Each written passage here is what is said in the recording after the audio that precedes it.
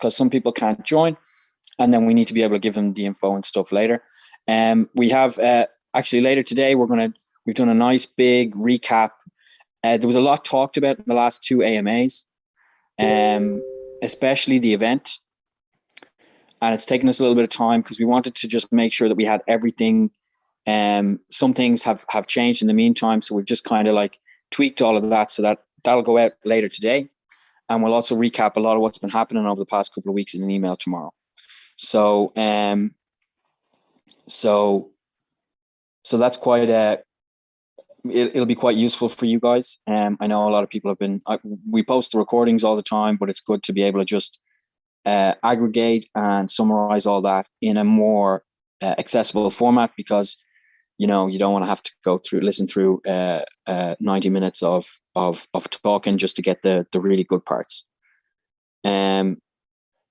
So I think it's a good time right now. Last night we announced the next event. It's more of a community focused event than the last one. It's more community driven. It's in Seville in 13 days. It's going to start at about 8 p.m. and we're going to have a very kind of communal chat about how things are going. We have a very, very strong Spanish community. So people like Daniel and others will be driving that forward. I'm going to drop by, maybe Diego will drop by, and maybe Marv will drop by. But just as is happening now, we have a huge amount of leeway to bring people on board into an event, but virtually. So the event participants can still benefit from talking to other projects and other experts and stuff like that, just as we did in the event 2 weeks ago, or a couple of weeks, longer than that now, a few weeks ago.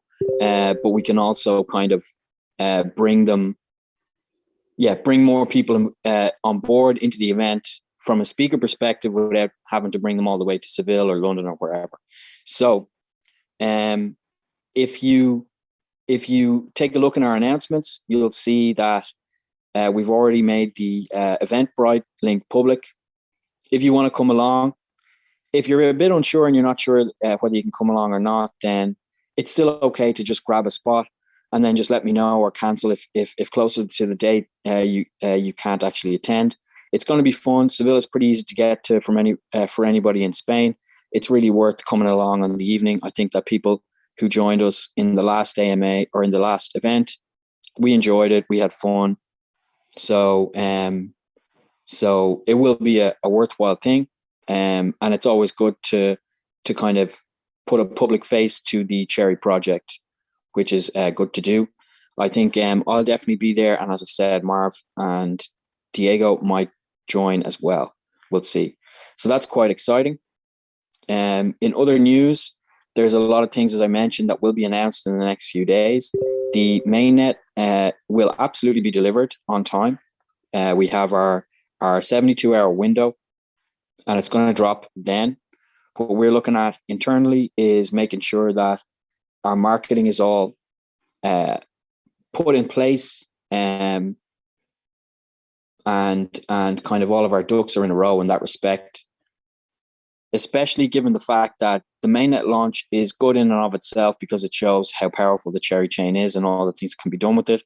But as we have always told people, it's all about who builds on the Cherry chain. It's a layer one blockchain. It's about creating an ecosystem. It's not about just what Cherry does on its own. So what we have to do now is really work hard to make sure that we get as many projects onboarding as quickly as possible to keep the momentum up, to make sure that all of our marketing and all of our influencer friends are kind of emphasizing how that will work. And also to make sure that all the tooling and the things that are around the actual chain itself that developers and other projects need to participate in the Cherry ecosystem are all exactly where they need to be. So that's quite exciting. Aside from that, we've kind of retooled our ambassador program so that you'll see that in the near future, more kind of community driven communication. And as I mentioned a couple of times now, we have our internship program launching. I'm already talking to some people about that. We'll open a proper portal for that in the near future, so that people can apply. We're scaling up the team specifically from a technical perspective quite quickly. I think we have 10 new hires. Lupiter, my colleague, is very busy interviewing these people, as is Herman. So that's very promising as well. What we're going to do is we're going to emphasize in terms of our messaging, we're going to emphasize that the Cherry network is really a tried and tested team. I mean, everybody, we have Diego, myself, Herman, Marv, and all these people involved are public. We're public with our identities. If you really don't like us, then you can come and find us somewhere and tell us and tell us to our face, or you could thank us, whatever. But the point is that there is some accountability and credibility there. I myself have been in the industry for quite a while, as is Marv, as is Diego and Herman and Jenny and all the people that are involved. So that's something that we're gonna emphasize. We're also going to emphasize what I mentioned a moment ago about the people really building with the Cherry chain, and on top of that, we're also going to emphasize what the Cherry chain and the Cherry ecosystem does itself, which is something that we haven't had time or the bandwidth to go into much detail about in the past. But we're going to lay out exactly two things: exactly what the mechanics and the dynamics of the Cherry chain and the Cherry virtual machine and all these things, the Cherry storage, how they work and what they make things possible for. And then furthermore, we'll go into detail in terms of what the most frequent and most obvious use cases for that are. So you can expect a very cool video about this in the next couple of weeks as well. I think that Herman will be joining shortly. He just told me. Oh, he's here now. That's great. So without further ado, I'll get to the good stuff and let Herman talk and tell us some of the exciting things in his own words as to what's happening in the Cherry project. Well, thank you, Owen. I'll try to keep this one brief. I'll also try to address some recurring questions I've seen asked over the past week, in particular relating to the tokenomics, supply, etc., and compatibility with EVM. So the first, I think, well, how do you call it? Well, whatever. Announcement, you find what the description might be, is that the bridge is pretty much done. We are now finalizing some mostly aesthetic details, mostly in respect to its operation within the Cherry network. The bridge between EVMs to the Cherry network is complete. The bridge back is a bit, well, we're still finalizing that, but I think it should be due for launch by this time next week. I'm quite happy with how it looks, with the ease by which people can use it. I think you'll be positively impressed. As an extension of the bridge, you guys are aware of, it's plastered all over our documentation that we aren't or don't see Cherry as alternative to or competitive with the main networks, Ethereum, Solana, Avalanche, etc. We see it as a complement to them.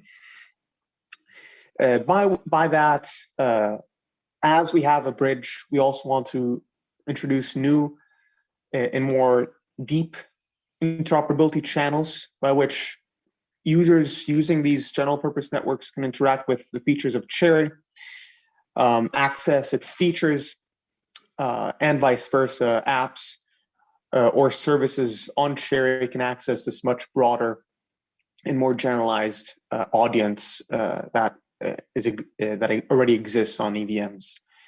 To that pursuit, the bridge is one step. We have many, many others. About a month ago, I introduced our attempts to introduce further interoperability, if not full compatibility with EVM by the means of either replacing the substrate virtual machine that we currently have with an EVM, building EVM on top of the node as an alternative virtual machine. And I described a few ways of how we do that. Or as a third option, have an EVM sidechain to Cherry. All these three are currently explored. I've seen a question here on Twitch about whether MetaMask could be used. The use of MetaMask is subordinate to the use of EVM or the deployment of an EVM within Cherry. I'd originally hoped to get greater compatibility, greater interoperability by mainnet. I'm afraid it'll probably slide through the end of June, beginning of July. That will be the next update to that pursuit. But we're now quite convinced that EVM compatibility is the way to go.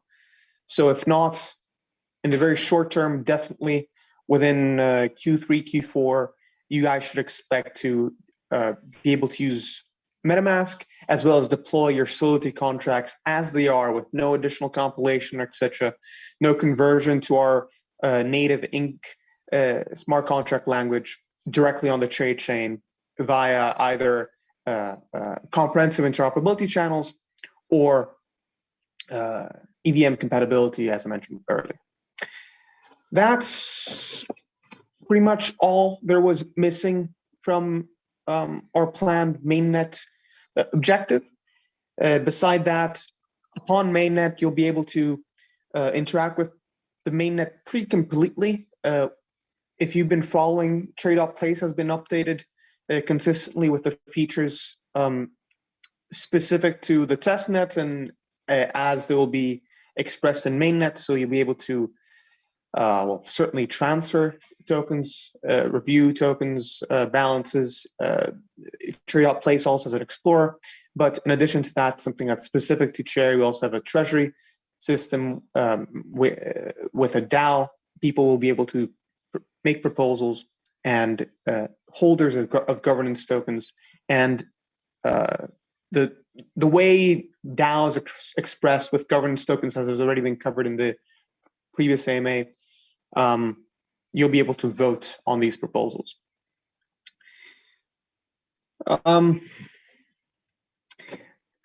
More specifics, I think, will be described in the documentation that is at this time being updated. I think we'll have the next update in documentation by the end of the week, and in tutorials that I just heard Owen mention. Lastly, the final update I have, well, of course, there's many small ones, but I think we'll keep them for when they actually drop. We have updates in respect to the social bots. I'll give you. We'll wait for that to announce those. The last one is you guys are aware of that we have a validator set of 5 upon launch of mainnet. We also mentioned that users will only be able to stake tokens about a week after the mainnet drops. We described why we think that the ability of people to put in their stake but not start receiving rewards allows more and more people, and more diverse set of people, independent of timing and time zones, etc., to participate in the staking reward system and make the rewarding less concentrated, more diverse from day one. So for that reason, we decided to delay the introduction of staking to a week after the mainnet drops. However, the validators will perform validating functions from day one, and they do need both their own bond as well as nominators to nominate them and establish their stake toward the overall consensus. For that reason, we're working with 2 validators. We'll announce exactly who and how. But the nature of this collaboration is to allow these two validators to collect nominations from the public directly on Binance chain. So you'd be able to essentially stake trade tokens starting whenever the service is launched, so probably about a week before mainnet, lock them in their prospective validators that will again be launched upon mainnet, and from day one, start collecting rewards corresponding to their validation activities. Now, the exact methodology and description of how this exactly will work will be worked out in the next few days, but I'm pretty happy to announce that this week that was announced doesn't necessarily apply to everybody. And if people want to start participating in the network consensus, supporting their own validators of choice, they'll be able to do it from day one as soon as the mainnet drops. That's all I had to say. I'll address this last question about supply, etc., that I've seen recurring. They're very small answers. In the tokenomics document we provided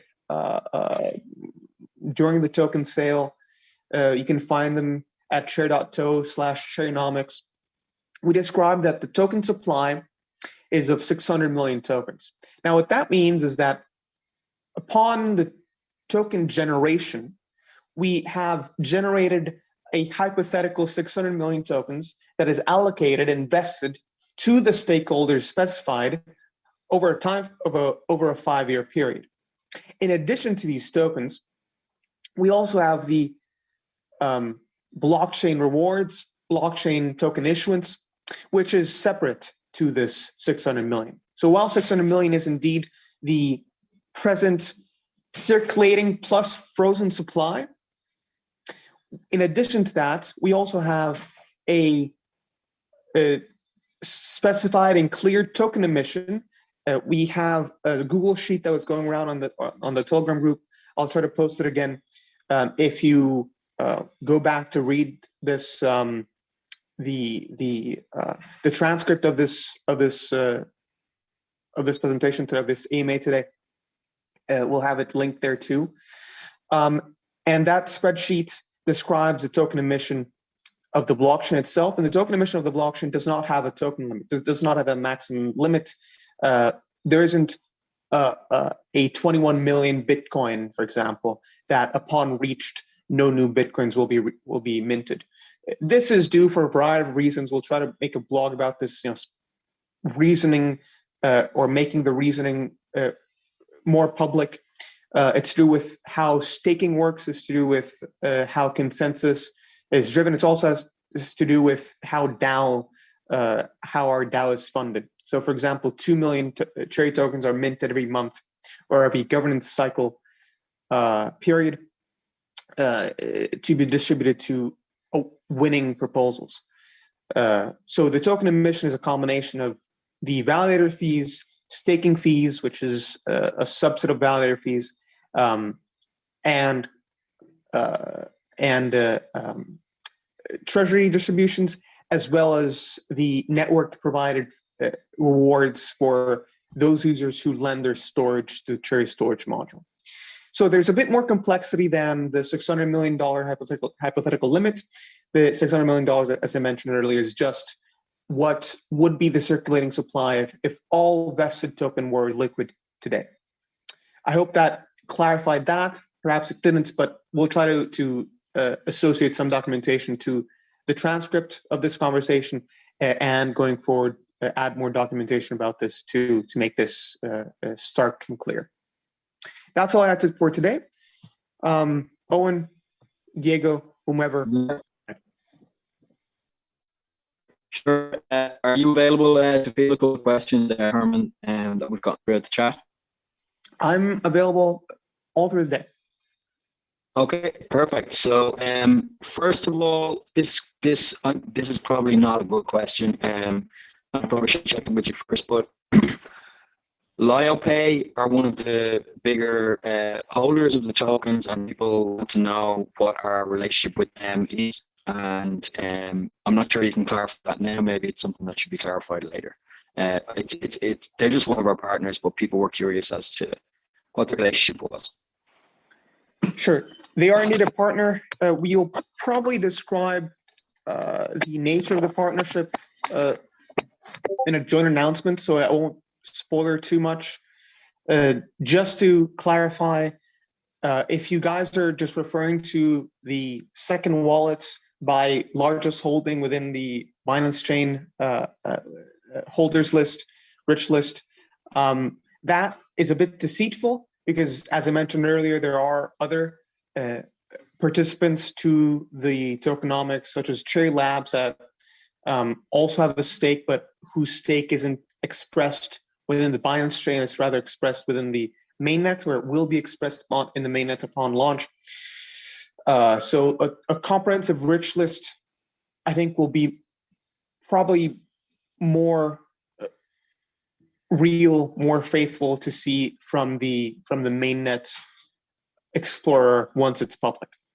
As far as them specifically, they are indeed a partner. They have invested in Unigate and a bunch of other ventures. And they, just to describe who they are, their stake is represented both by a bank-like institution, which is irrelevant insofar as we have a degree of institutional backing, but also by a set of their partners and investors who are also institutional in nature. So they invested in their banking and other more traditional financial ventures, and who thought Cherry was also a good idea and Cherry would be a worthwhile investment for them to invest their money, but didn't want to hold Cherry themselves, and so delegated to this company, of which they're stakeholders, LeoPay, their Cherry stake. So that's another reason why LeoPay has so much tokens. It's because it's holding both tokens for itself, but also the various stakeholders that have delegated it to hold their tokens. Okay, that's pretty much all anyone really needs to hear. I think it's quite comprehensive. Maybe you'll add some more details later, but I don't think they're really needed. So thank you for that, Herman. Another question I have, bear with me 1 second, I'm just going to get it up. With regards to the, okay, so people just want to know about, someone asked the question, Cello asked the question, I don't know if you guys have talked about cybersecurity or other measures to keep safe the tokens during the transition from BSC to Cherry Network, and advise investors on the right way for doing it, because there'll be a lot of scammers trying to steal tokens from users during this period, and if we have any kind of assurances for the community in that regard, because I know that this is something that we're a very, very cybersecurity focused company and community focused company. So I'm sure that there's some innovative and wise decisions have been made by yourself with regards to that, probably. So maybe it's worth sharing if there's anything in that regard. So we were working on 2 solutions for this. I kept on mentioning the bridge. Perhaps people aren't fully aware of what the bridge is. It's exactly this. It's it's a set of smart contracts first and foremost, but it's also an interface that people will be able to access. We are yet to determine the domain of it, but as soon as it is determined, we'll share it. You'll be able to get into this website, connect to MetaMask. If you use MetaMask, MetaMask also supports hardware wallets, so you'll be able to keep your tokens safe while not disclosing private keys unnecessarily. Click a few buttons and get the tokens blasted from BSC, from other EVMs, Polygon, Ethereum, etc., into the Cherry network. In addition to this, so this is perhaps a bit more restricted to the tech savvy. If you're just holding tokens on Gate or whichever else, DJFinX, other centralized exchanges. Perhaps you don't want to use Web3 platforms that connect to your address or connect to your wallet, and you don't really know what's going on because you're not fully trusting, as you shouldn't be. We also have another means by which people can transfer tokens between chains. This is the bot I was previously sort of alluding to. I won't give too much away about this. It's simply going to be a way, well, its core purpose will be for us to be able to transfer tokens in a semi-distributed way between users on Telegram, Twitter, Discord, etc. as a tip bot. If you're familiar with the concept of a tip bot, that's exactly what it is.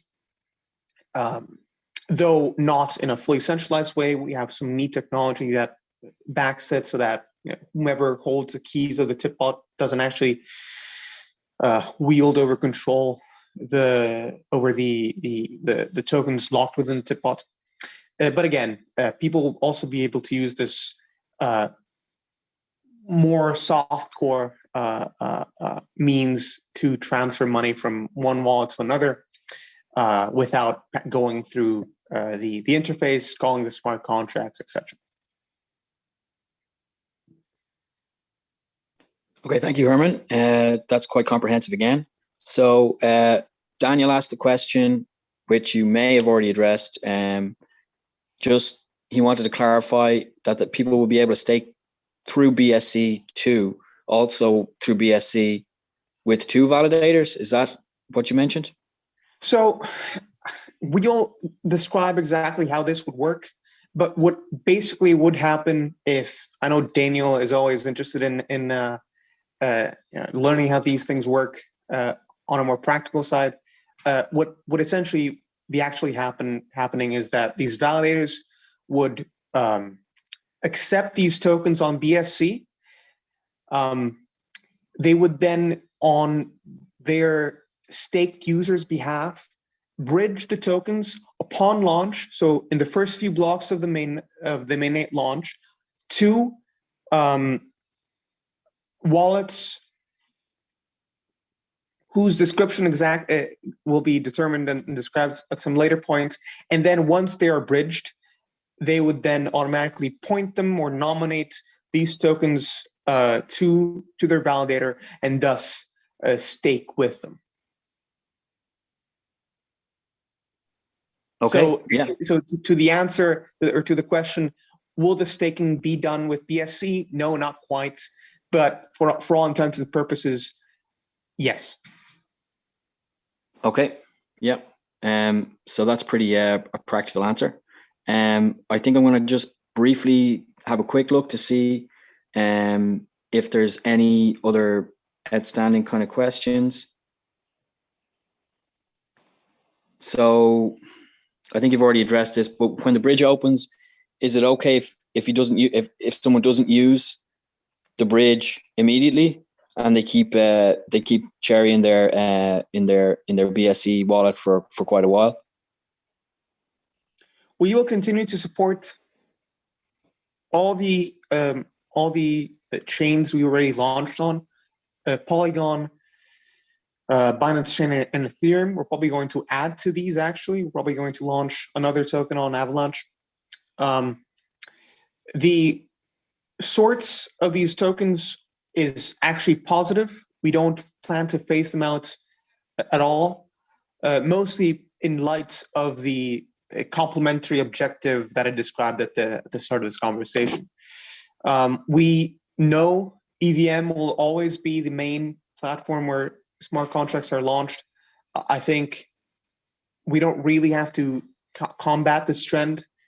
We don't really care about this. That's not really what makes Cherry special, nor do we have any bias toward one or the other. We just aim to provide our distributed storage system that, again, is compatible with smart contract calls to as wide a user base as possible. And we know that as it currently stands, the widest user base of applications and their users is an EVM. Therefore, these tokens in the EVM networks, Avalanche, Binance, etc., will be used for that. Will be used by the developers of the applications and the users of the applications to perform calls via either interoperability channels or compatibility onto Cherry, pay for the fees of the Chain network, and access the features of Cherry. Okay, that's fantastic. I think that's all of the main outstanding questions. Excuse me. That's all the main questions, notable questions that I've seen posted. Again, given especially the fact that we're around more because we have more focus on the business side of things, Herman will be available to answer more questions, especially later after work this evening. If there's any we missed, we can address them then.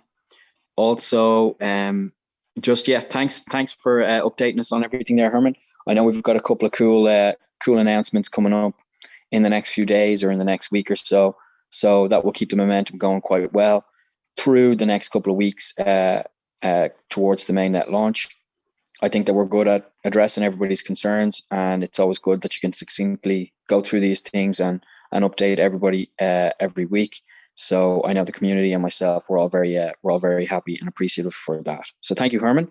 I think what we're going to do next is probably jump to Diego in his chat about Seedling. He's going to update us a little bit about what's going on there.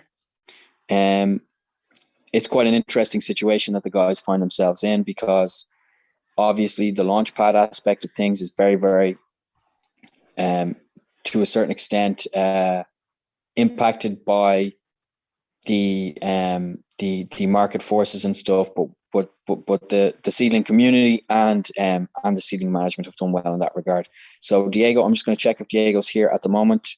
Hello. Yes. Hey, Diego. Hola. Hello. Can you hear me? Yep. Loud and clear. Okay. So hello, guys. Happy to be here. I actually enjoy this format. It's always good to try new things and reach different approaches. But yeah, regarding Seedling, there has been a lot going on internally. Marketing-wise, I've had a call with a few other firms, groups that could potentially become strategical partners. We're looking for synergistic gains rather than just some simple cross-marketing gains. We are trying to close one of the deals soon, maybe even today or tomorrow. The objective is to have some other pre-sale communities interested in us, in what we do, in our value in the space. Obviously, I'm not going to mention any of these firms, brands, or projects, because they have only been verbally agreed, and therefore I don't want to risk the chance of something happening in the last minute difference and getting everyone on my neck. But what I can say is that I've tried getting along with a variety of projects from different topics within crypto, not just the investment part. So other firms in other contexts within crypto that do want to enter into the investment in pre-sale part. And I think this is very productive. Then I have been for the last week and probably the next weeks until the community meetup, which is on the 7th of June in Seville, in Spain, by the way, for those of you that don't know geography. I've been focusing on establishing and looking for the other kind of partnerships, which is more in the side of investment on projects and helping each other with the projects and our communities, giving you guys extra flexibility on the projects. We know that the market is not in the positive cycle right now, and we cannot do as much push as possible for our next launches. And that's why, for example, after this AMA, I'll have a call with one of these potential partners, as mentioned before, having a different approach to crypto, but that they do have a community of people interested in the investment topic. Therefore, we can maybe look at giving them the chance to get to know us better, and also something valuable for you guys too. Regarding influencer marketing, we've been working hard in one of the potential new acquisitions for Seedling. I think he's in the chat. We have been doing some deep research of different influencers, YouTubers, and key opinion leaders, which we have already established not only contact, but let's say common grounds on collaboration. and we have obtained very positive feedback. So we'll probably have some people announcing us soon. I actually have a call with them also today. So yeah, hopefully productive things coming out of there. Again, we're looking for powerful guys that really believe in our potential, and mostly people that have invested in Cherry actually and do know the ecosystem, and as they will probably produce a more informed analysis video or marketing video. Regarding projects, which is what probably everyone is asking and interested for, we have not stopped working in the project negotiation. We actually have a couple of projects to launch and are looking for the correct dates to launch and prepare the launching. We do have an IDO locked and it will launch on Seedling. They have recently told us that they are delaying their last rounds, surely their IDO, and working and will be working on their platform, making it better, more attractive, and even getting more partners. So as many of you know, IDOs are the last round, and launch is very, very close to the launch of the token. They are the main marketing push at the end to make people FOMO in. And since they are delaying their launch, which I believe is the right thing to do in the current situation, they will be delaying the IDO too. All I can say for now is that it's a project that all of you know 100%. They have sold out their rounds and have blocked the allocation for us for certain top tier launchpads. We are one of these launchpads, so that is great. But due to market conditions, obviously we will announce later on. So don't worry, we have not forget about the launchpad's objective. And then regarding the things to do, we've started creating a new pitch deck document where all the Seedlings work and services will be explained, and all information regarding us. This will be a great shoot to projects and to get more projects coming in and asking for listing. It is also a great piece of just information regarding every aspect of Seedling, and will answer many of your doubts, or as well as new people to understand the project. So that's all from my part. I don't know if there's any questions. Let me read. Have a quick look there. If there's any questions, I'm sure we'll get some from the Seedling community, which is quite vibrant anyway. So yeah, we can, again, any questions we don't get to during the call, we can always just address later on. Yeah, so regarding marketing plan, obviously, I won't mention, again, the YouTuber, the TikTok, or the influencer taking part in our marketing. Obviously, as I said before, it's a verbal agreement. I don't want you guys to just jump at me if I say a name and then there's some last minute differences. So sorry, Ronaldo. Will there be waiting time? Do I have a microphone problem? Is it me? No. Okay.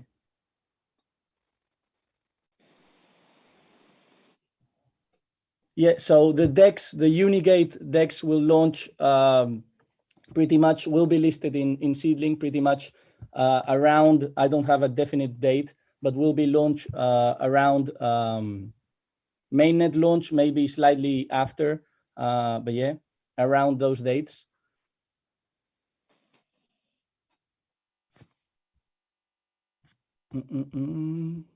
Yeah, and just briefly with regards to the influencer and all forms of other partnerships, we like to announce very early what's going on internally, what's going on with the partners that we have a close relationship with. We like to tell people in advance, this is what we're kind of trying to do. We try to be quite transparent. We try to say, hey, yeah, we're building this. We're going to start this initiative. We're going to, all these things, we're going to host this event, whatever it is. We try and tell people in a wise way, as far as possible in advance, just because we like to be a transparent project. However, there are some things in the interest of the project that we cannot just tell everybody. There are some things even that I don't share with other people in the project, and vice versa, because there are legal, strategic, tactical, and marketing considerations that we can't just say, hey, yeah, we just paid this person to do this, or we can't say, hey, yes, we're reaching a crucial point of a negotiation with this person, because it's unprofessional and the people that are involved really don't like it. And we wouldn't like it either if a prospective partner blew up some news about something that we were trying to put together with them. So you do have to have some degree of patience. And we do deliver. When I say, hey, we're going to get this going in marketing or whatever, we always end up doing it. So you do have to have a little bit of trust in the team. We love to be as transparent as possible. Sometimes we're too transparent. Sometimes we've dropped details that we shouldn't have dropped too far in advance. So we do want to tell you as soon as possible when things are in good order to be announced, but we can't before that. So this is the same with regards to seedling marketing that Diego just mentioned. Yeah, let me just jump in. Guys, regarding the unlock button, you guys are asking for the unlocking of the tokens that we said we will make available. We actually are testing it right now. We have it on the test net, and I have been testing slightly just before a couple minutes of the AMA. So we will have it available shortly. We just have to check a couple of things with the developer and the developing team, and we will upload it shortly. Okay, that's great. We do have some interesting things coming from a seedling perspective. As I mentioned before, Diego and some other people involved have really I've been able to contribute to their really good efforts in terms of keeping seedling on the right track, which is very impressive considering the fact that it's a launch pad in very turbulent market conditions for a new project. And even still, it has established itself as operating well. So that's something to be proud of, I think. And of course, all these things wouldn't be possible without the help of the community. So I think that if there's no more questions for Diego, we'll probably leave it there, I think. Does that sound okay, Diego? Yeah, sure. Okay, very good. And I think we've got a couple of other things to mention. Marv, could you get ready? I have to talk about two things before we bring you in, if that's okay. Okay. So, first of all, Daniel mentioned about the Unigate and how Unigate are doing in terms of launching around mainnet and stuff like that.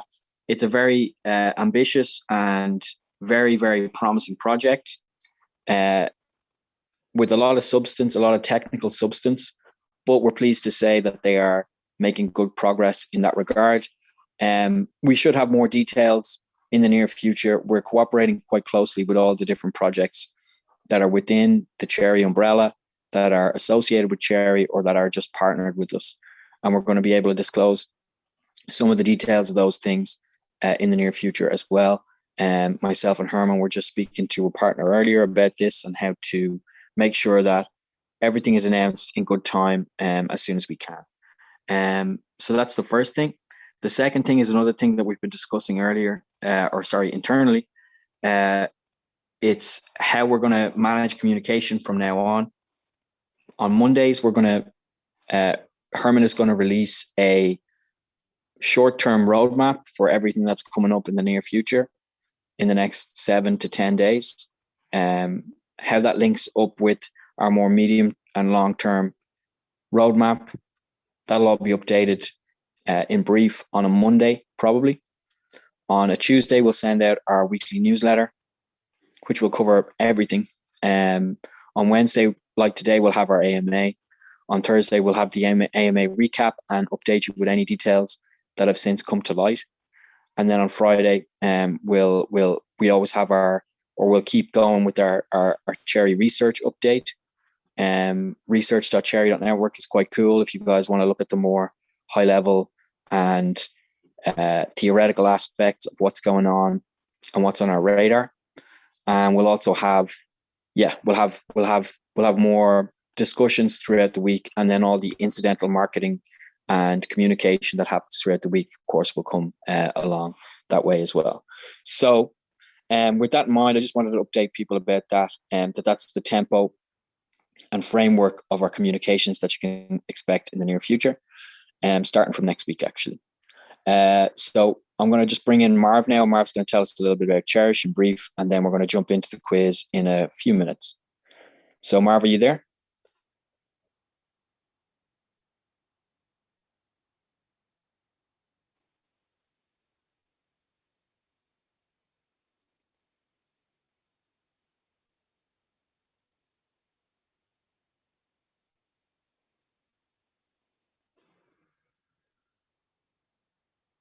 So I can hear you, but I'm listening through Zoom, so I can't confirm or deny.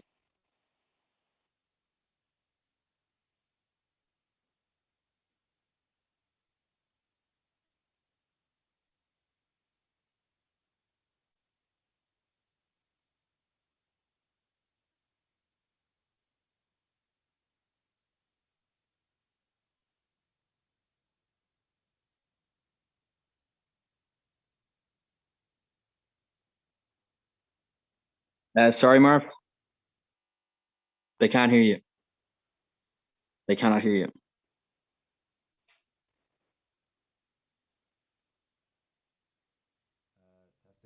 Testing. Testing. Can anyone hear him? No, I don't think they can. I'm getting confirmation from Diego. Okay. All right. So as I wanted to say, I'll just do a little roundup for Cherish. Tell you guys what's going on, where our focus is, and could you turn yourself up? Sorry to interrupt like this. Could you turn yourself up a little bit, Marv, please? Thank you. I can do that. Should be a lot better now. No wait. Oh well. Any better? I see some other issues. Yep. Oops. Well, thanks for getting this sorted at short notice with the Twitch and Zoom and everything else. So Yeah. I can understand why you're seeing some technical difficulties. That's no problem. It's been a while since I streamed as well, so it's a bit new again for me. But yeah, everything should be a-okay right now. Okay, yeah. All right. Gracious said that you're more audible now. So yeah, that's great. Thanks, Marv. No problem. Beautiful. So I'll just go over some things we're doing at Cherish, where our focus is now, and what our plans are for the coming future. As you all know, the mainnet update is pretty soon for Cherry, and of course that will have big implications for us as well. We can finally start tying off the loose ends that when connecting the mainnet to Cherish as well. Cherish won't be launching the same week, probably be a couple weeks later. Not too long though, but we'll keep you guys updated with a date that we can confidently say everything that will be ready. So keep your eyes open for that. Then still feature news. This was the same feature news for the last couple of weeks, because these are just the main things that need to get done, and these things take quite long. Although we have been moving forward on these things significantly, and I can with confidence say that some of these things, like staking the new front end and the tipping and subscriptions, will be closer to their finishing goal as soon as we are ready to launch. So a lot of exciting stuff. I wish I could talk more about the staking, because I'm really, really, really super excited about that stuff, and you guys will be too, as it's not really been done ever the way that we're going to do it, and this will drastically change how everybody looks at the platform, and will be a crazy functionality. But that's enough teasing. It's going to be pretty awesome. Then the events. When it comes to the events, we talked about onboarding contest a couple of weeks ago, 2 weeks ago, I think. We still are yet to do this. A lot of other stuff came in the way, but this is something we'll do pretty soon. Then we want to scale up our marketing a bit more, because we're finally reaching the goals that we need to, and we can really start building momentum. So you can look forward to that. Plans are being made, and things will be put into action pretty soon.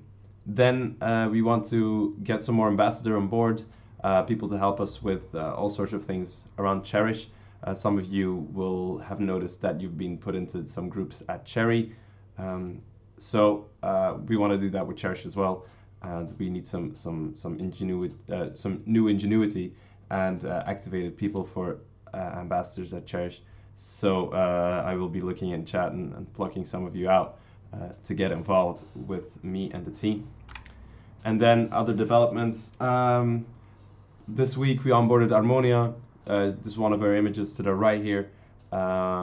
She's a really awesome graphic designer. Definitely check out her stuff. You can just check out the Cherish announcements, and you'll find the link to her Cherish page and check out all the amazing art she has. I really suggest you guys go through all these announcements and check out all these artists because they are absolutely crazy and have been awesome to get in touch with. Soon we'll also have a portfolio page for you guys to all look at. Other than that, we also did the FAQ. I forgot to mention that, which will make it a lot easier for people to understand.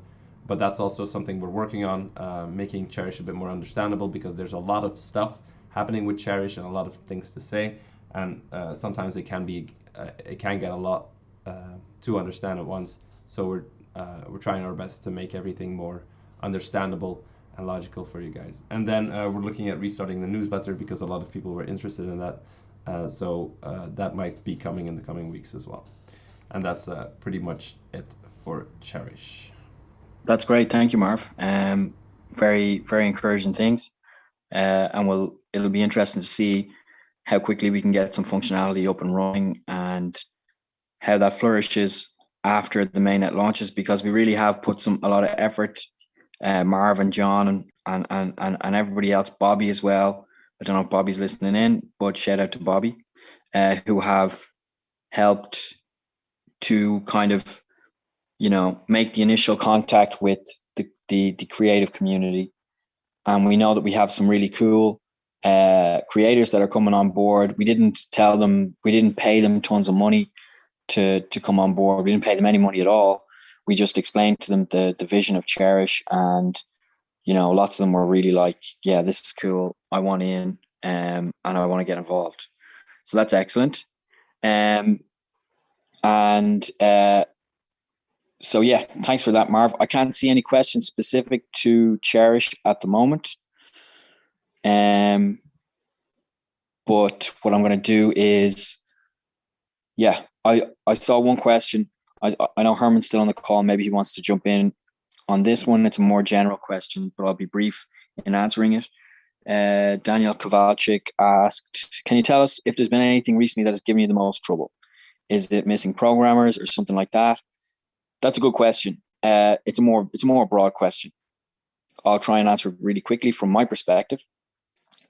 I think the main problem is that, and it's something that people possibly don't realize, is that we have scaled a project really, really quickly from conception. The founders conceived of this really important building block in the Web3 landscape, conceived of it, ran through, proof of concept to getting some support, to hiring people, getting people on board to help run things, and then marketing, getting a community established, setting up a mainnet, setting up a test net, and then the mainnet, and in the background, a huge ecosystem that's being built around Cherry. It's really a substantial effort and a substantial workload. And the thing is, when things move and expand that quickly, it's hard to delegate. And it's one thing to hire someone, but if people who are making decisions hire people, then those people need to be trained, and you need to make sure that there's cohesion across the whole team and also within the other business, within the other functions of the company. So I think that's a challenge, and it's one that we've been learning. We're trying to standardize our internal processes more and more, so that we can replicate and reuse the kind of knowledge that we have in the company. That's something, I think that's the biggest challenge. We haven't been missing programmers, so especially the more blockchain focused, the programmers that are really focused on the chain, that's the real strength of the entire project, is that we have people like Herman and Boer and Romeo, who are the founders, and they're really, really technically, hard to beat. There's not many people who know more about what they're doing than they do. And that really comes across when they speak and when they communicate, that they really take these things very seriously, and that they're very, very capable as anyone else. So that's the real strength of this project. And in keeping with that, they know who to hire in terms of the specific, developer rock stars that they need to get the core development going to plan. So that's fine. We don't miss programmers in that respect. But then there's, as you guys know, a tech stack is a broad thing. So front end developers, UX developers, people working on tooling on the websites and stuff like that. That's all harder. Well, not harder, but it's something that's been developing. And then from every other perspective, from designers all the way to finance people, or people helping with the community, whatever it is, or even people within the ecosystem. When you bring these people on board, it takes a while to really empower them to be able to do their jobs as autonomously as possible, so that the people that have been here before aren't kind of leading them around. I mean, we have people like the other people on the call, like Diego and Marv and our content guy Paul, or John. These people picked it up quite quickly, but even still, there's still a learning phase.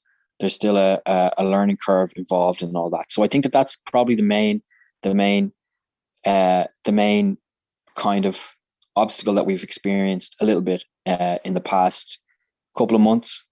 Thankfully, we've built a good core team, even in the business side as well, that we can rely on each other, and that we can people can just go and talk to the right people to get things done as soon as possible. So I've kind of belabored the point. I've kind of talked a bit too long there. Sorry about that. I know you guys want to just jump into the quiz now. So sorry for boring you, but just from my perspective, that's scaling is one thing. It's easy to hire people, but it's more difficult to hire them and then to integrate them really properly into the team, and into so that they can do their job as empowered as possible. That's my answer. I hope that covers that. I don't know if there's still time, but I'd like to add something. Sure. Please do. Well, first of all, whoever asked the question should know better. Particularly if that question was directed, well, as it was, to either me or Owen. As I hope you've seen over the past several AMAs, both Owen and I love to speak, and the most obvious way of speech is complaint. As the leader of this project myself, and as Owen, who's more or less the Swiss Army knife of Cherry, we were just talking about this the previous call we had. We have a very good overview of all the things that are going wrong in our organization. Everybody's complaining toward us. Everywhere we turn, we now have like a pretty substantial team. There isn't a day that passes where something doesn't mess up, where somebody has some complaint, and that they're very adamant to express them to us. But beside all that, and beside the hardships of running this type of project, the complexity of running it in some sort of very transparent and DAO manner, and all the various more specific issues that Owen identified. Beside all that, I'd also like to mention that while, there has been a lot of work in the background, and this work was sometime overestimated, that there really are a lot of things, and it's quite frustrating not to be able to, everything we do, go to our community, go to you guys and flaunt about it and say, well, look, we accomplished this, and isn't it great? Despite all that, I'm quite thankful, and I think it's good to at least end this call on this positive notes, that I'm thankful for the trust you guys show in us, both as developers, for things you can see. So you can always go to the GitHub and always ask us questions in this AMAs, but also for the things we don't see. So that's something I think we should recognize. I'm also thankful of the passion and involvement you guys have shown. Daniel, just as a great example, I want to shout him out. He's simply decided one day that, well, Cherry is a great project. It felt he feels it aligns with some ideals he has, and he did something about it. He's decided to start helping, and just like Daniel, there has been many others, and I think it's quite right to recognize not only the hardship of running these type of projects, but also these very favorable points that drive us to continue and drive us to success. Thank you very much, Herman. Yeah, and that's something that I've always said, is that we really appreciate. I think we had a new guy come into the community yesterday, and he was just kind of doing his due diligence and just asking around. Or was it yesterday, or maybe it was a few days ago? I have no concept of time anymore. But he was asking around, and he was asking questions, and people were answering questions, and I answered a couple, and he was just checking things out and checking out our blog and stuff like that. And he just said at the end, he was like, "Wow, this is a really positive and very constructive community. I think haven't seen one as open and friendly as I have here. I haven't seen any other project like this." So that's really what we're trying to cultivate, and we really appreciate you guys. You show a lot of patience sometimes, and a lot of understanding, and a lot of energy and support. So yeah, that's a very good point. We're very positive internally. We're really looking forward to the next few weeks. It's going to be a great summer for Cherry and for the other partners in our ecosystem, and hopefully it'll be a good summer for you guys as well, and we can kind of show you as much as possible the progress that we're making. So yeah, just a big thanks to all the community as always. We really value you guys, and we really enjoy talking to you every Wednesday as well. I know that a lot of people here are some of our big hitters, some of the usual winners for the quiz. I know they're getting ready. They're there. They've got their hands over their mouse, ready to click the right answers. It's become quite competitive over the past few weeks. As I said, I think last week someone said, "Oh, are people allowed to win 2 weeks in a row?" We absolutely we encourage that. We encourage people. We encourage people to compete every week, because it's a bit of fun, and it's a good way to reward people who really kind of pay attention to to what's been going on. With regards to the quiz last week, is that I didn't actually. There was. I still have to send out the prizes from last week, but I'm going to send them out immediately, actually, while John is loading up the questions in the chat. So I think I'll let Marv and John kind of take over, and I'm going to send out the prizes from last week now immediately, and in the meantime, yeah, as I said, the guys are going to drop the questions in the chat. I think that we have to mute the chat for a couple of minutes while that's done. Thank you, Herman, for joining in. Thank you, Diego.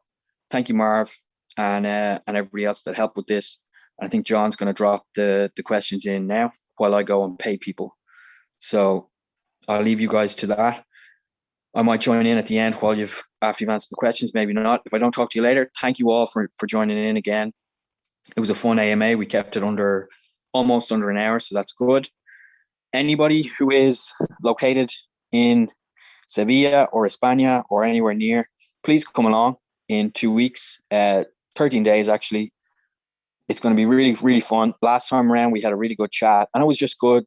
I think like-minded people, positive, kind of curious, and yeah, very interested people are the kind of people who are attracted to Cherry, to work for the Cherry project, and also to be community members. So it was a really good vibe at the last one, and I think it's going to be a good vibe. It's more of a community organized event, as I said, but it will still be really cool. And anybody who joins on the day, most of the chats and most of as much of it as possible will be in Spanish, I think, because we have a huge LATAM and Spain proper community. And of course, if we're in Seville, we should, when in Rome, we should try and have as much of it in Spanish as possible. But for everybody else, like myself, that has no or very poor Spanish, we'll have plenty to hear from in English as well. So yeah, if you're around, please join. I think if you look at the announcements, you'll find the Eventbrite link, and you can just sign up there, and we'll take care of everything else. Diego, no quiero hablar español, Diego. Mi español es muy bad. So I'm not gonna torture you with hearing my Spanish.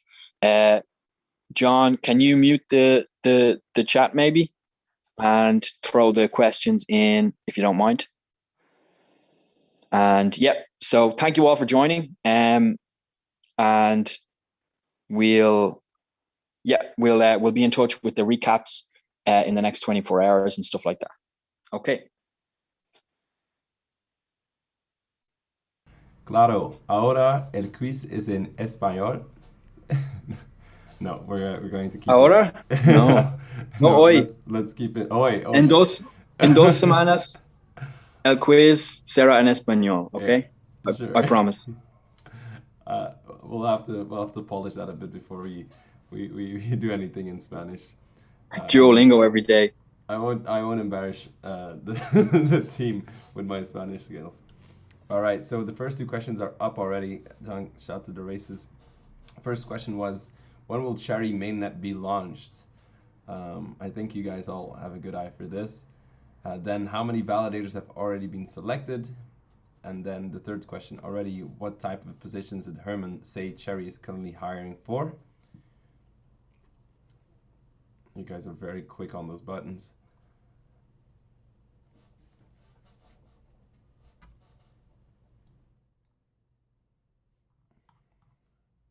Then the next question is, where will the next Cherry Community meetup be held?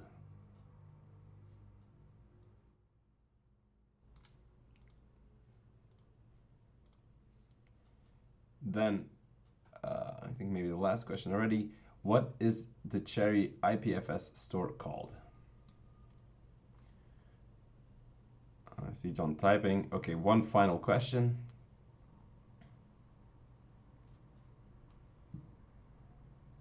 Which ecosystem project has been described as distributed answer to Google Drive? All right, and that should be all the questions. I wish you guys all the best of luck. And with that, thank you all for joining through all the technical difficulties as well. It's the first time trying this out. So I want to thank you all for getting involved here, and we will speak to you later on the next DMA.